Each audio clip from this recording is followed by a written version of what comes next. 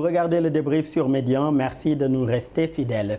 Le président Patrice Talon a rencontré son prédécesseur Boni Yayi au palais de la Marina. L'accueil a été chaleureux, le geste fort symbolique. Allons-nous vers une décrispation du climat politique dans le pays? Talon répondra-t-il favorablement aux requêtes formulées par Boni Yayi, à savoir la libération des détenus politiques? Les réponses, ce sera en première partie d'émission. Après avoir prêté serment le 1er octobre dernier, le colonel Mamadi Doumbouya a officiellement été investi président de la transition en Guinée. Il a porté son choix sur Mohamed Beyavogui pour être le nouveau chef du gouvernement guinéen. Quel ministre pour le gouvernement Beyavogui? Quelle transition pour la République de Guinée? Les réponses à ces questions, ce sera en fin d'émission. Pour en parler, nous sommes sur ce plateau avec nos deux invités. Karim Diakhaté, vous êtes journaliste et analyste politique. Merci d'avoir répondu présent à notre invitation. Merci bien, Daouda. En face de vous, nous avons M. Momodou Seck. Vous êtes spécialiste en géopolitique. Merci également à vous d'être parmi nous.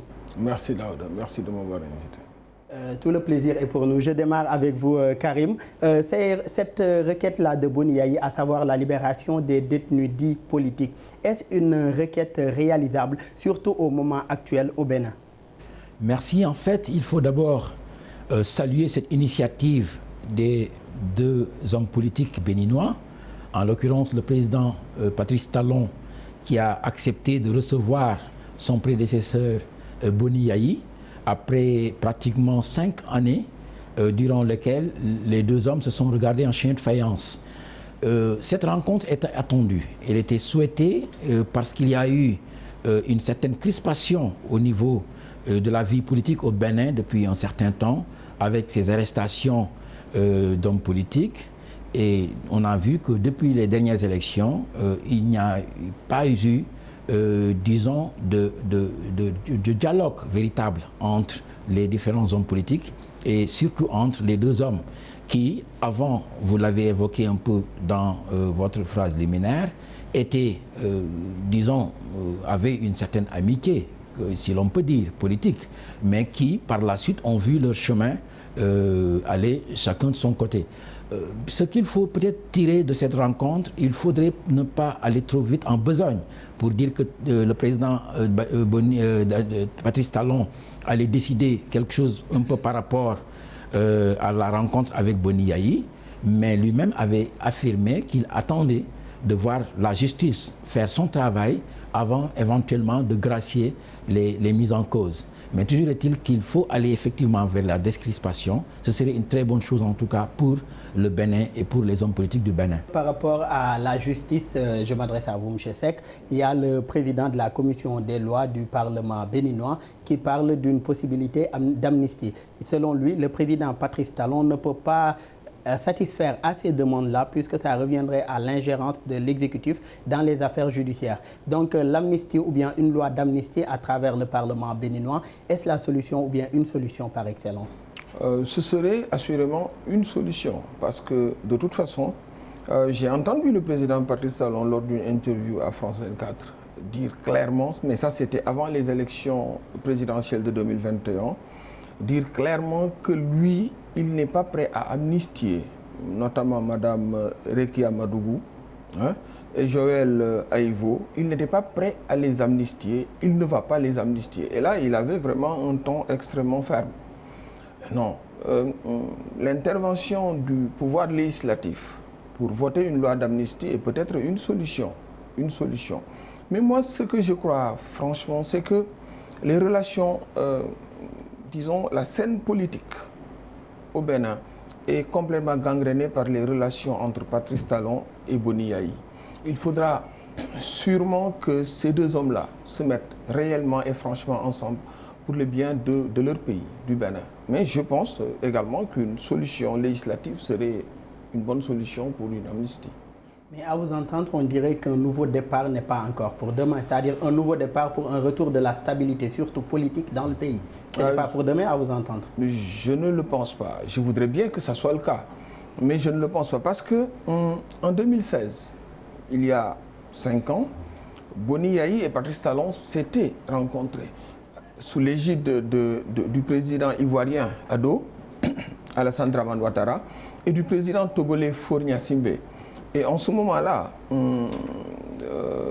Rekia Madougou, qui est l'ancienne ministre de Boni Yayi, avait joué un rôle extrêmement important dans cette rencontre. Mais il s'est passé après cette rencontre, ce qui s'est passé notamment en 2019, avec cette loi déconsolidante et scélérate que Talon a mis en place, qui a éloigné complètement toute l'opposition des élections législatives et finalement des élections présidentielles, parce que pour les élections présidentielles, Talon a mis en place un parrainage, mais un parrainage des élus. On reviendra sur la question des parrainages. Et pour ce qui est des concessions, on a quand même constaté qu'en 2019, le président Patrice Talon a fait des efforts en laissant son prédécesseur Boni Yayi aller se faire soigner suite à l'intervention d'autorités religieuses et coutumières du pays. Donc peut-on s'attendre aussi à de nouvelles concessions face à la situation, surtout le blocage qu'on connaît au Bénin au niveau surtout politique? Écoutez, je pense qu'il y a, on peut aller vers ce sens-là, mais il faut aussi considérer qu'il y a eu beaucoup de difficultés un peu par rapport à l'adoption de certaines lois. M. Seck l'a évoqué tout à l'heure, des lois scélérates, on l'a dit à l'époque, et il va de soi que la classe politique devra en tout cas revoir un peu sa manière de faire, et je pense surtout à la majorité, qui ne laisse pas beaucoup de chance à l'opposition pour véritablement aller dans le sens d'une véritable conciliation.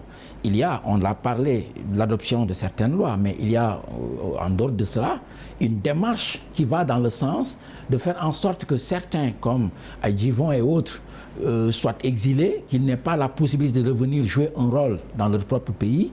Et au-delà également, les procès et autres qu'on a intentés à Joël Aïvo, M. Seck l'a évoqué, ce qui fait qu'en fait, il y a comme une chape de plomb sur une opposition qui ne peut pas dérouler comme il le faut. Il y a eu, c'est vrai, un dialogue politique qui a plus ou moins amorcé un changement, en tout cas vers une évolution plus ou moins sereine, mais il va de soi que le président Talon doit encore véritablement aller dans le sens d'une pacification de l'espace politique, permettre à ses opposants de pouvoir figurer, même si on peut reconnaître qu'au niveau de l'opposition également, il n'y a pas véritablement une dynamique unitaire qui puisse leur permettre de peser de tout leur poids par rapport en tout cas à ce bras de fer qui malheureusement est ce qu'on constate actuellement. On reste avec l'audience Talon Yayi, mais je m'adresse maintenant à vous, M. Seck.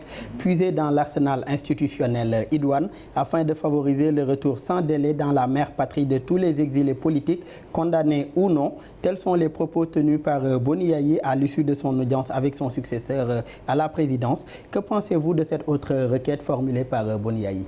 C'est une requête légitime. C'est une requête légitime parce qu'il faut d'abord libérer les prisonniers, mais ensuite faire revenir tous les exilés. Mais au-delà même de cette requête, si j'analyse les maîtres mots, on va dire même les éléments de langage, de Boni Yayi par exemple, lui il parle surtout de décrispation. C'est vraiment le maître mot de son intervention. Il parle de décrispation. Et quand on écoute bien le président Patrice Talon, le mot qui est revenu au moins 3 à 4 fois dans son discours, c'est le mot plaisir. Je ne sais pas si vous l'avez bien écouté, il dit j'ai du plaisir à recevoir, c'est un plaisir. Alors, si on analyse maintenant, en tant que communicant, ces éléments de langage, on se rend compte que Patrice Talon, on a l'impression que le président Patrice Talon prend du plaisir à faire revenir le président Yayi Boni après une défaite. Je ne sais pas si vous avez compris, ça veut dire que c'est une victoire. Hein? Et Yayi Boni, lui, il parle de décrispation, il est dans son rôle. Et pour revenir à votre question et pour y répondre un peu plus clairement, je considère que libérer les prisonniers et faire revenir ceux qui sont partis en exil, c'est vraiment c'est légitime. Ce que demande le président Yayi Boni, c'est tout à fait légitime. Les requêtes de Boni Yayi sont au nombre de 8 au total. Il estime que la crise que traverse le Bénin est une crise politique, donc il faut des solutions politiques pour juguler cette crise-là. Partagez-vous son point de vue, Karim? Absolument, absolument. C'est véritablement une crise politique qu'il faut surmonter et en faisant sauter donc tous les verrous à ce niveau-là. Et de ce point de vue-là, je pense que le président Boni Yayi quand même a pu montrer quelque part sa disponibilité à faire en sorte qu'avec le président Talon, qu'il y ait un dialogue consensuel. Mais un dialogue inclusif demande également de la part de tous les acteurs une implication, un don de soi. Et également le fait d'accepter ces concessions-là dont on parle. Mais on va aller un peu plus loin. En dehors de l'adoption de certaines lois au plan politique, il y a eu cette fameuse la CRIET, cette fameuse Cour de répression des infractions économiques et du terrorisme, qui, ma foi, a permis quelque part de museler certaines têtes fortes de l'opposition. Vous avez évoqué tout à l'heure Rekia Madougou et surtout le cas de Joël Aïvo, qui devra d'ailleurs passer en procès ce 11 octobre. Tout ça pour dire que quelque part, ces concessions... Vous parlez de museler certaines têtes, donc vous êtes du même avis que ceux qui pensent que ce sont des faits politiques plus que juridiques. Vous savez, on a quand même accusé le président Talon de faire preuve d'autoritarisme depuis un certain temps. Je ne vais pas trop abonder dans ce sens, mais il est évident que les faits montrent que quelque part, il n'a pas laissé le temps à l'opposition de dérouler comme elle l'entendrait.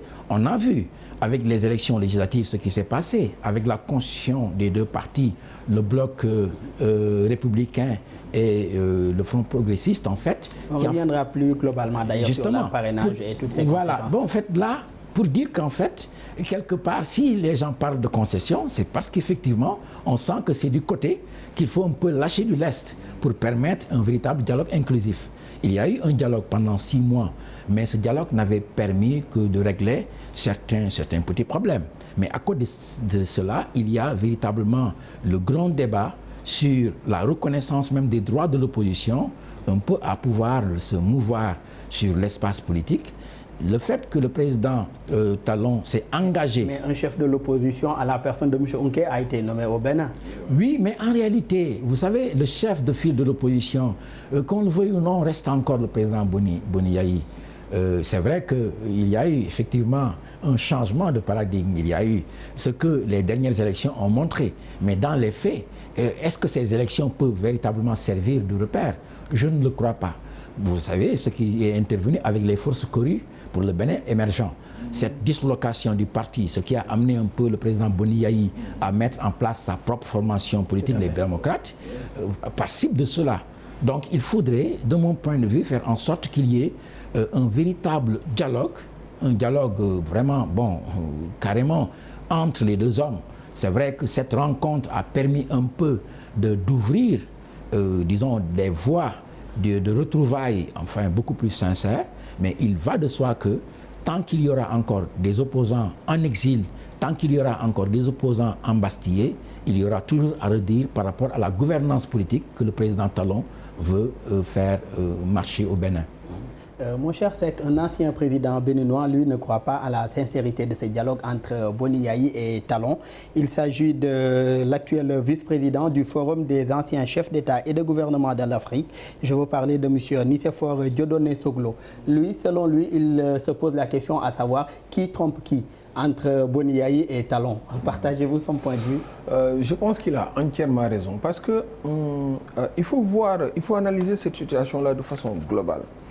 Ce sont des stratégies au niveau de l'Afrique francophone, de toute l'Afrique francophone, des stratégies de certains régimes que d'abord, avant les élections, d'écraser toute l'opposition, réduire l'opposition à sa simple expression, par des stratagèmes politiques et judiciaires qui font que finalement l'opposition n'existe pas, elle ne participe pratiquement pas aux élections. Et après maintenant, après les élections, l'opposition n'étant pas présente, notamment à l'Assemblée, si ce sont des élections législatives, ou bien le président ayant gagné avec de très larges scores, si ce sont des élections présidentielles. Maintenant, après les élections, on demande une certaine décrispation ou bien une certaine réconciliation nationale.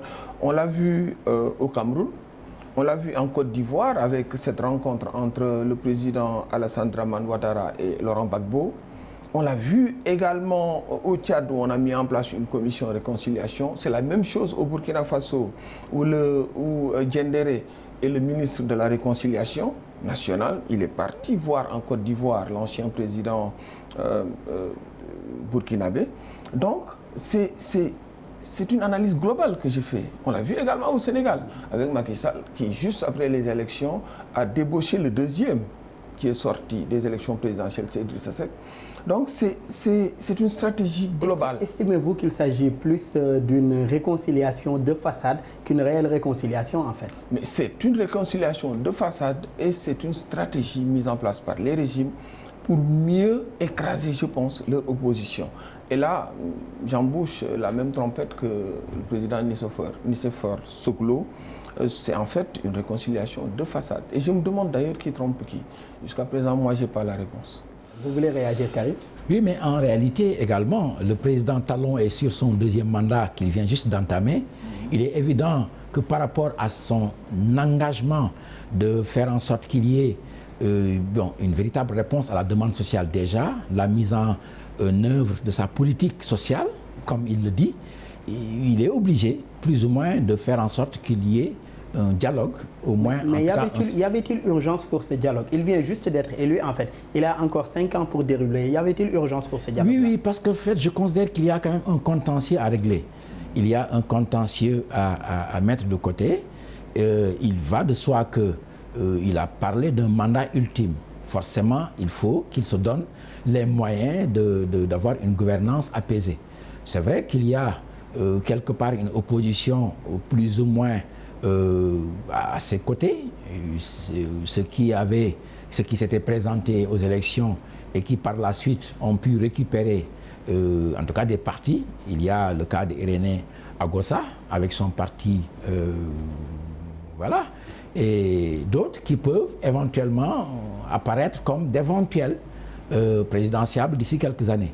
Mais pour le cas du président Boni Yayi, on a parlé effectivement de réconciliation de façade, mais c'était une voie forcée, si l'on peut dire, pour les deux hommes.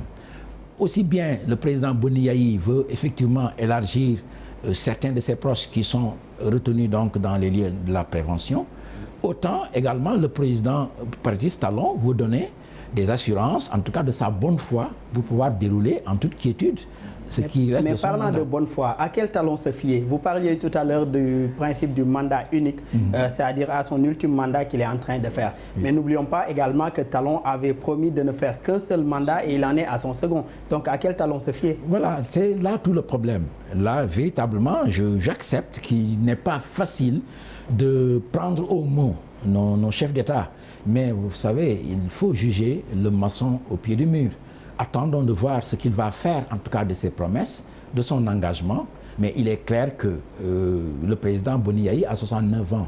Je ne pense pas qu'il puisse, avec un peu les prérogatives de la Constitution, qui arrête que pour être président, il faut être âgé entre 40 et 70 ans. Je ne pense pas qu'il puisse briguer un mandat pour la prochaine élection. Mais il est évident que le président Talon est à son dernier mandat, comme il le dit lui-même.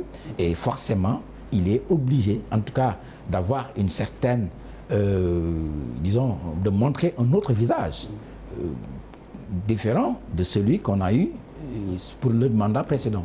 C'est que donc le combat de Boni Yayi est plus un combat de sagesse pour la postérité, puisqu'il ne peut plus se représenter à la prochaine présidentielle. Et bien sûr, Boni Yayi, il s'érige en sage, pratiquement, en patriarche, au niveau de la scène politique béninoise. Mais moi, je voudrais revenir sur le président Patrice Talon. Qu'est-ce qu'il gagne réellement au niveau de cette décrispation politique?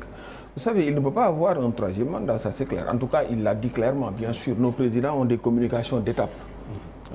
Au niveau du premier mandat, ils vous disent « je ferai qu'un seul mandat » avant d'avoir un seul mandat. Ensuite, ils vous disent « je ferai un deuxième mandat ». Qui sait s'il ne va pas briguer un troisième mandat, d'autant plus que les constitutions sont assez malléables en Afrique. Mais ce que je veux dire, c'est que même s'il ne brigue pas un troisième mandat, il faudra bien qu'il protège ses arrières. Et la scène politique béninoise est tellement violente, avec notamment des accusations de terrorisme, hein, qui sont des accusations de détournement de biens publics, et même des tentatives d'assassinat. Donc elle est tellement violente que Patrice Talon est en train de protéger ses arrières. Parce qu'il sera vivant quand même s'il n'a pas un troisième mandat. Je lui souhaite une très longue vie. Donc il protège ses arrières. Il veut décrisper la situation pour pouvoir peut-être rester au Bénin ou bien avoir une vie après la vie de président. Et maintenant, nous allons parler de la question des libertés individuelles et collectives au Bénin. Vous parliez tout à l'heure du parrainage. Nous en venons. Beaucoup d'observateurs, Karim, parlent d'acharnement et de régression de la démocratie au Bénin. Des politiques exilés ou bien accusés de faits tels que détournement de deniers publics, blanchiment d'argent, atteinte à la sûreté de l'État, financement d'actes terroristes. Partagez-vous cette idée concernant la régression de la démocratie au Bénin? Bon, mais écoutez, je pense que quelque part, le modèle démocratique béninois s'est plus ou moins fissuré. Il faut reconnaître que depuis quelques années, on ne présente plus le Bénin comme le modèle, en tout cas un pays phare de la démocratie en Afrique de l'Ouest. Et cela est dû effectivement à un certain nombre de faits qui vont un peu dans cette voie-là. On a pu voir effectivement des conditions dans lesquelles certains candidats à la présidentielle ont été empêchés de pouvoir présenter leur candidature. On a pu voir cette loi scélérate dont parlait M. Seck, notamment le fait d'exiger de chaque candidat au moins des parrainages pour 16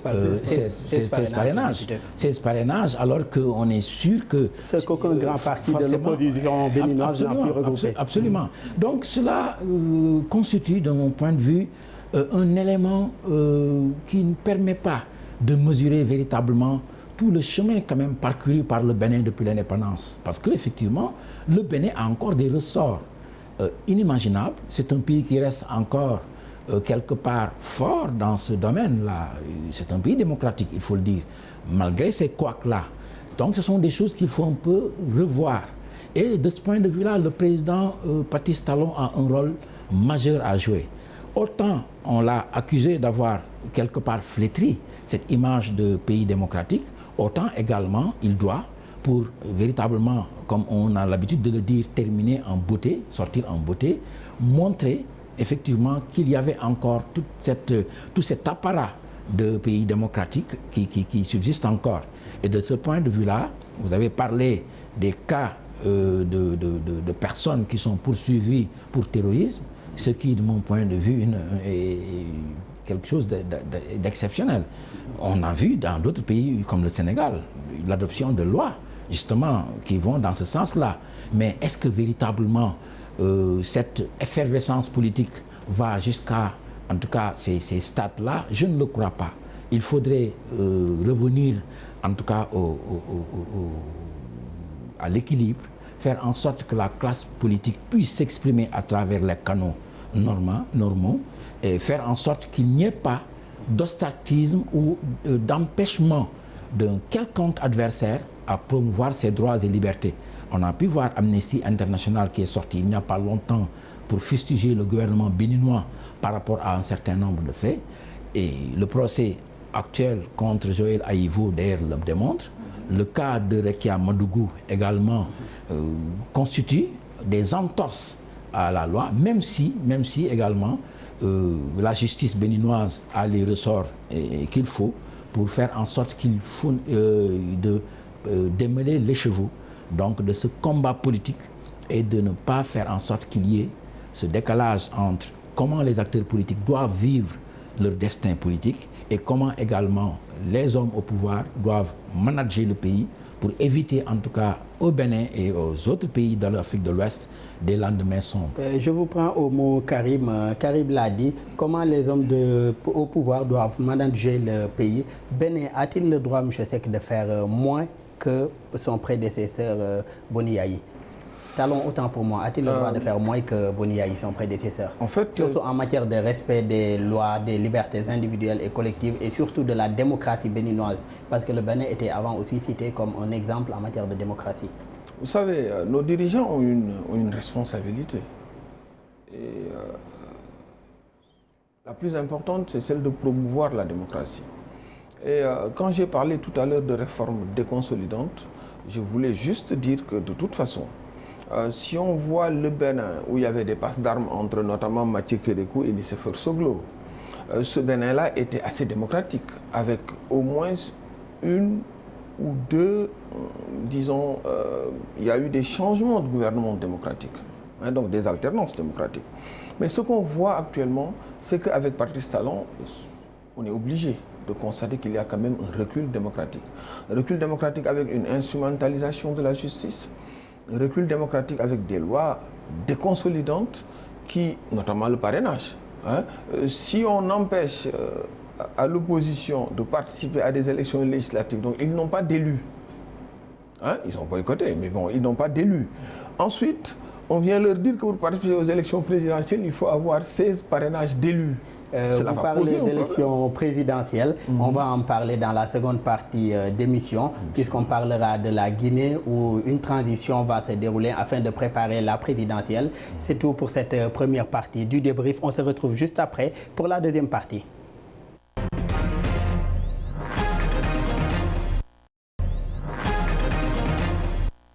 Nous sommes dans la deuxième partie du débrief. Monsieur Seck, après avoir raté par le passé 2 occasions d'être Premier ministre en Guinée, en 2007 d'abord avec Lansana Conté et en 2010 avec Alpha Condé, Mohamed Beavogui a finalement été le choix du colonel Doumbouya pour être son Premier ministre de la transition. Quel gouvernement de transition pour Beavogui selon vous? Je vais répondre sans embâche, ce sera un gouvernement de second couteau, puisque dans la charte il est inscrit à l'article 4, hein, dans la charte de la transition, que les membres de la transition ne peuvent pas participer aux prochaines élections en Guinée. Donc on aura sûrement un gouvernement de second couteau, dirigé par un homme de valeur quand même. Hein. C'est un homme d'envergure, un ancien fonctionnaire international de 68 ans, qui connaît bien la scène internationale et qui, quelque part, va crédibiliser cette transition-là avec les militaires de la junte guinéenne. Mais n'est-ce pas là aussi une contradiction? Si l'on sait que dès le coup d'État, le CNRD avait appelé à l'unité et assurant même qu'il n'y aurait pas de chasse aux sorcières. Donc cette exclusion-là, si je peux l'appeler ainsi, n'est-ce pas une certaine contradiction des autorités de la transition en Guinée? Je ne pense pas que ça soit une contradiction, c'est juste éviter un conflit d'intérêts. Puisque il ne faut pas oublier également que le Conseil national de transition aura pour rôle de mettre en place et de voter une nouvelle constitution. Maintenant, il faut éviter peut-être que cette nouvelle constitution soit taillée à la mesure de ceux qui vont plus tard en profiter. Ça veut dire ceux qui viendront après les élections. Je considère que c'est tout à fait logique que ceux qui participent à la transition ne participent pas aux élections. Mais est-ce que cela ne pose pas problème dans la mesure où déjà la charte de la transition parle des membres du gouvernement? Peut-on considérer le colonel Doumbouya, président de la transition, comme membre du gouvernement? Je considère s'il démissionne par exemple de l'armée et qu'il veuille se présenter, est-ce que cela ne pourrait pas être juridiquement valable dans la mesure où il n'est pas membre du gouvernement, il est le chef de l'exécutif? Je considère que c'est un croc en jambe, pour ne pas dire que c'est un cheval de Troie que le président Doumbouya a laissé au niveau de la charte de la transition, parce que à l'article 4, je crois, non, c'est l'article 1. À l'article 1, on a dit que le colonel Doumbouya, c'est le président de la transition, c'est le chef des armées, etc. Mais à l'article 4, on dit que ce sont les membres du gouvernement. Lui, il n'est pas membre du gouvernement, il est président de la transition. Donc, quelque part, il faudra juste qu'il troque le treillis contre un costume pour pouvoir participer plus tard aux élections. Karim, qu'est-ce qui justifie selon vous le choix porté sur Mohamed Beavogui? On sait que Adja Aïcha Ba était également pressentie, l'ancienne ministre de l'Éducation nationale en Guinée, était également pressentie pour être chef du gouvernement de transition. Qu'est-ce qui justifie selon vous le choix porté sur Beavogui? Mais je pense que le profil de l'homme est quand même, en tout cas, bon pour le poste. C'est quelqu'un qui connaît bien le fonctionnement du système des Nations Unies déjà, il a été sous-secrétaire général des Nations Unies, et en tant que directeur général de l'Agence africaine pour le renforcement des capacités, il a pu, de son observatoire, avoir une large vue sur le développement, aussi bien en Afrique qu'un peu partout dans le monde. Il a d'ailleurs contribué un peu à régler beaucoup de problèmes, aussi bien pour la Guinée que pour d'autres pays africains, dans en tout cas son domaine de compétences. Il me rappelle un peu le profil de cabinet Camara à l'époque, du CNDD. C'est quelqu'un, effectivement, qui, comme d'autres ressources humaines... Hein, et d'ailleurs, je vous précise que le CNRD a fait savoir que c'est sur conseil de cabinet Camara qu'ils ont shortlisté Adja Aïcha Ba et Béa Vogui qui a finalement été retenu. Absolument, absolument. Parce qu'en réalité, vous savez, la Guinée, quand même, recèle de compétences humaines, des ressources humaines, disons, en tout cas, d'un très bon niveau, de très bons profils un peu partout au niveau de la diaspora. Et Béa Vogui, Mohamed Béa Vogui, pour parler de lui, est quelqu'un quand même qui a été souvent pressenti. On a parlé de lui à l'époque déjà du général Lansana Conté. Et au sortir de la fameuse grève syndicale en 2007, on avait pensé à lui. En 2010 également, le président Alpha Condé avait fait appel à lui, il avait décliné. Mais je pense que quelque part, le colonel Doumbouya a pu faire une bonne lecture de la situation actuelle.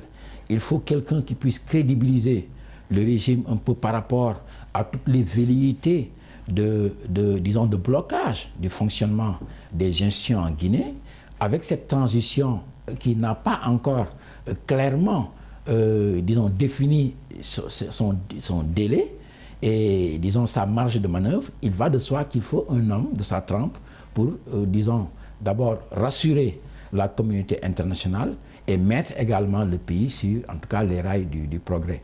Je voudrais ajouter également une chose. Vous avez parlé de cabinet Camara. C'est quelqu'un qui a effectivement été au niveau donc, de grandes institutions bancaires comme Afreximbank à l'époque. Pour le cas de Mohamed Béa Vogui, en plus d'être quelque part un mélange de ce creuse, en fait, il est un peu au creuset des cultures guinéennes. Son père était un ancien diplomate, Béa Vogui, originaire donc de Mamou, et sa mère, on a parlé d'elle comme étant la sœur aînée de Diallo Telli, cette figure emblématique de la Guinée à l'époque, secrétaire général de l'Organisation de l'Union africaine. Par conséquent, il peut représenter effectivement une véritable alternative, en tout cas pour cette transition. Maintenant, attendons de voir les hommes et les femmes qu'il mettra, en tout cas dans ce gouvernement, pour dérouler également une feuille de route qui puisse nous montrer un peu quelles seront ses priorités déjà par rapport à cette transition. C'est que vous voulez réagir, allez-y. Je voulais y ajouter que, en fait, on a vu ces dernières années qu'en Guinée, on a eu quand même une fracture identitaire, notamment ethnique. Et Béa Vogui, il peut de toute façon rassembler en fait toutes ces ethnies en Guinée, on va dire. Parce que Béa Vogui, il vient de le dire, sa mère est Peul. Il est né à Mamou, en Haute-Guinée, en Moyenne-Guinée. Son père est Thomas. Donc son père habite la zone forestière. Et il a passé toute son enfance à Conakry. Donc si Doumbouya est malinké, Béa Vogui est un métis, on va dire. Le mot, je vais le mettre en parenthèse. Entre Peul et forestier. Je pense qu'au sommet, on aura toutes les ethnies de la Guinée qui seront représentées. Et ce n'est pas quelque chose de banal. Si on sait ce qui se passe actuellement en Guinée depuis au moins 10 ans, et cette crispation entre Peul et Malinké, donc il va pouvoir peut-être faire l'affaire à ce niveau-là. Je reste avec ce point-là, à savoir la fracture autant pour moi ethnique notée en Guinée. N'est-ce pas là l'urgence, Karim? On parle d'une nouvelle constitution, on parle de la transition pour organiser une élection présidentielle, mais l'urgence en Guinée, n'est-ce pas de créer une nation, ce commun vouloir de vivre ensemble entre toutes les ethnies qui constituent ce pays-là? N'est-ce pas là l'urgence, ou ce qui devrait être l'urgence pour le gouvernement de transition? Oui, je pense que le colonel Doumbouya l'a dit d'ailleurs dans son tout premier discours. Il s'agit en fait de refonder le pays. Et cela, on a entendu ce discours également avec le général Lansana Conté à l'époque. Il y a eu le même discours avec le capitaine Moussa Dadis Camara. Mais nous en sommes toujours au statu quo, donc on a l'impression que les choses n'ont pas bougé alors. Le président Alpha Condé aurait pu vraiment aller dans ce sens-là. Mais malheureusement, au contraire, il s'est servi de cette fracture ethnique, si l'on peut dire, pour un peu pérenniser son pouvoir. Maintenant que le colonel Doumbia se rend compte qu'effectivement, il faudrait amorcer cette véritable, révision même, cette réforme en fait sociale, sociétale, pour aller dans le sens d'une véritable union des cœurs en Guinée. Parce qu'en réalité, vous savez, on en parle beaucoup, mais personnellement, moi qui ai l'habitude un peu de fréquenter la Guinée, je ne vois pas véritablement cette dichotomie. Il n'y a pas véritablement de ce point de vue-là des oppositions réelles. Parce qu'on voit des peuples... Mais cela se retrouve carrément même au niveau des institutions. En fait, à certains postes de responsabilité, on ne met pas une personne de telle ou telle autre ethnie. Il est vrai, c'est vrai. C'est un constat, je dis. En fait, c'est un constat au niveau de certaines institutions. Mais en réalité, c'est parce que souvent, c'est le pouvoir politique qui va dans ce sens-là pour un peu aiguiser les passions et éventuellement créer des clivages sur lesquels il surfe pour se maintenir, en fait. Mais en réalité, quand on est dans la société guinéenne, on se rend compte que véritablement, c'est une même nation quelque part. Même s'il est vrai qu'il faut encore véritablement aller dans le sens d'une véritable communion, faire en sorte que tout le monde puisse se retrouver. On a pu voir au niveau de Conakry, au niveau de la basse Guinée, comme on dit, toutes les ethnies qui sont là et qui ne se regardent pas en chien faïence. Aller à Bambeto, aller un peu à Kipé, autres Ratoma, dans la commune de Madina et autres, on ne se rend pas compte qu'il y a véritablement des oppositions entre les ethnies. Malheureusement, c'est vrai, on a pu voir avec, en tout cas ces derniers temps, des gens véritablement mettre en avant l'ethnie ou cette ethnicisation pour un peu assouvir certains. On a pu le déplorer du temps de Sékou Touré également quand on parlait de complot pôle et autres. Mais je pense que tout cela doit être dépassé.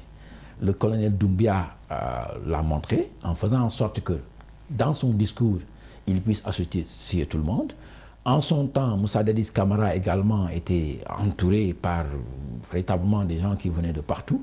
Je pense qu'il faut aller dans le sens d'un approfondissement de ces mélanges qui font qu'il y ait cette nation guinéenne tant souhaitée et également le traduire dans les faits. On a vu que le Conseil national de transition, pour un peu faire un peu cet écart, de 2010, qui était dirigé à l'époque par Adja Rabiatou Serra Diallo, une Peul, à l'époque, le Premier ministre Jean-Marc Doré était forestier. On voit ce nouveau, le Premier ministre actuel, Béa Vogui, qui est un peu un mélange de Peul et Thomas. On se rend compte qu'on va aller vers l'occupation, en tout cas des institutions, par des gens qu'on ne pourrait pas traiter d'ethnicistes.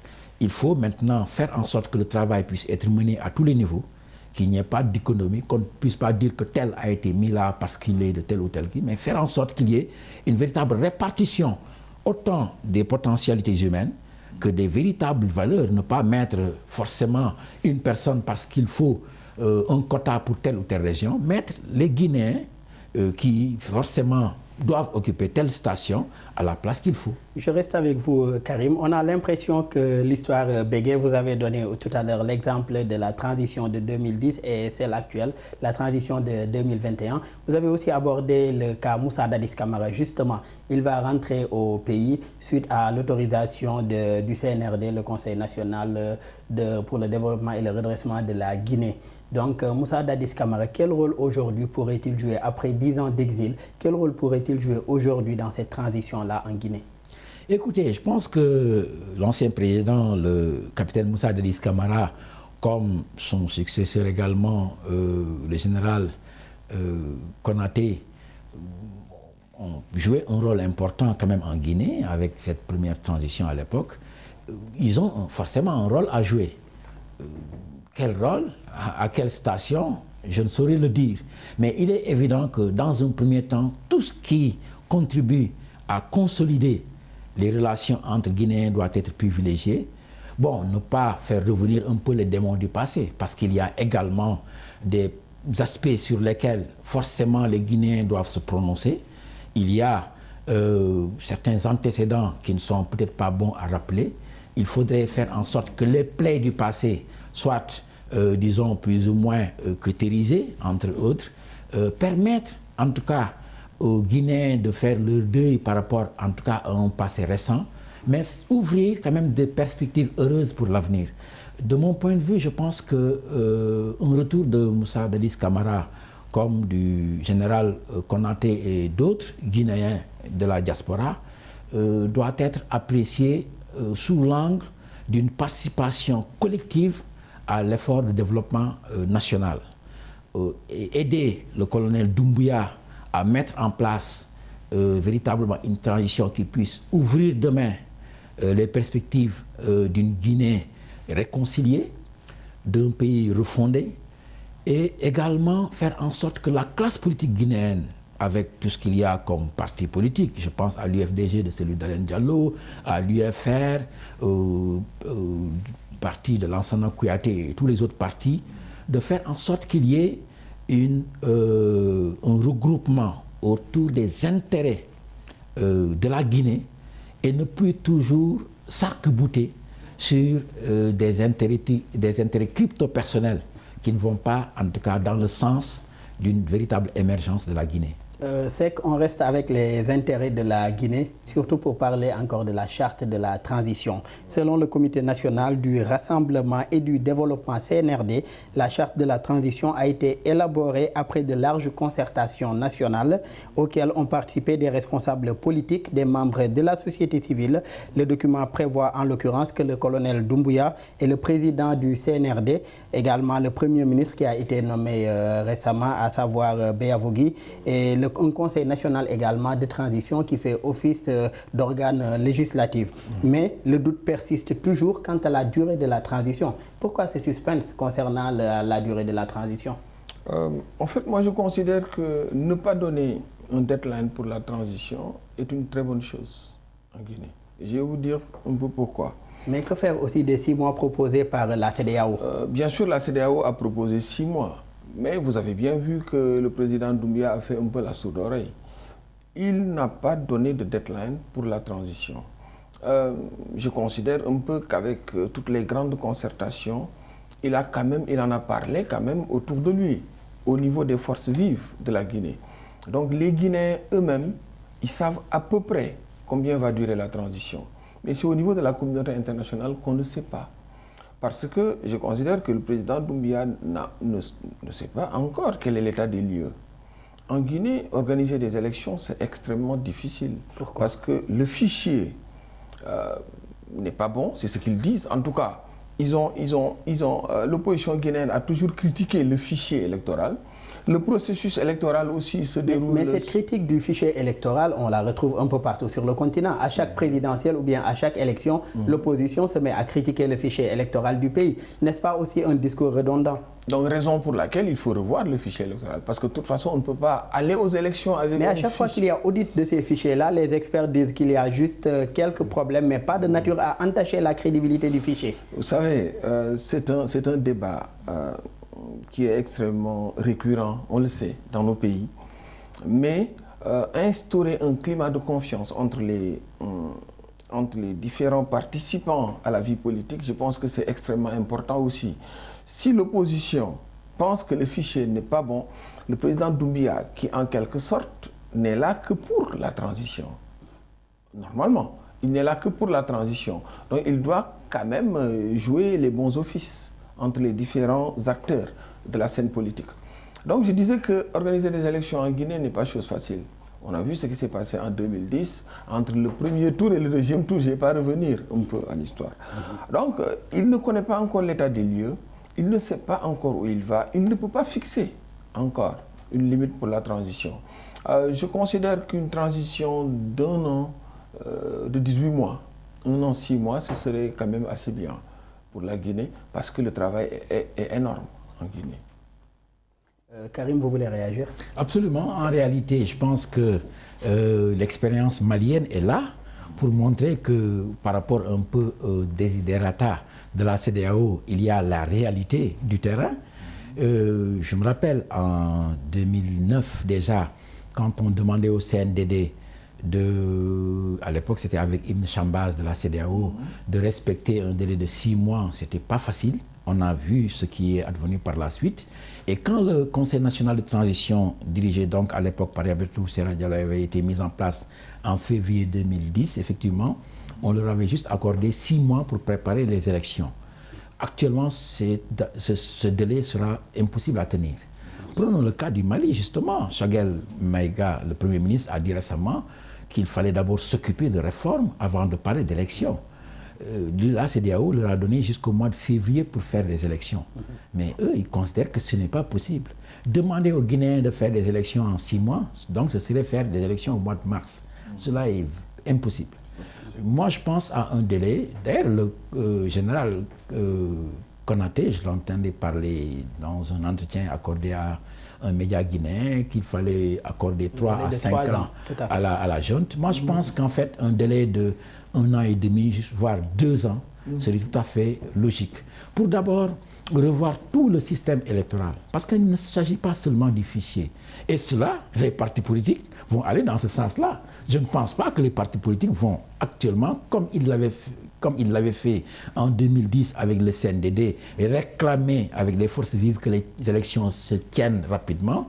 Ils vont quand même certainement aller dans le sens de la junte, avec les forces vives, donc avec le Conseil national de la transition qui va déterminer un peu la durée de la transition, faire en sorte que tout soit mis en place de manière, tout à fait normale, ne pas laisser les choses de côté. Le colonel Doumbia l'avait dit, il faudra éviter les erreurs du passé. Et les erreurs du passé, c'est justement aller à l'emporte-pièce, mettre en place un semblant de machine électorale qui puisse permettre une passation de service. Et cela ne donnera pas de bons résultats. On l'a vu.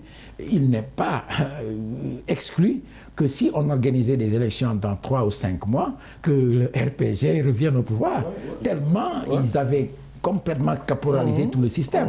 Il faut faire, je ne dis pas qu'il faut empêcher ce parti d'exister, mais il faut faire en sorte que tous les Guinéens, que toute la classe politique puisse avoir le même accès, aussi bien au fichier électoral qu'aux conditions même d'identification de l'électeur. On voit que la plupart, en tout cas, des leaders politiques soutiennent le colonel Doumbouya et les autorités du CNRD dans cette transition-là. Nous allons rester toujours avec la charte de la transition guinéenne qui fait aujourd'hui référence plusieurs fois au respect des droits de l'homme, à la participation inclusive de toutes les composantes de la société et prévoit la participation d'au moins 30% de femmes dans chaque institution. Cependant, les membres du gouvernement du président déchu Alpha Condé sont exclus du CNT. N'est-ce pas là une contradiction des autorités de la transition? En fait, je considère que c'est pas une contradiction. Mais pourquoi les exclure du CNT?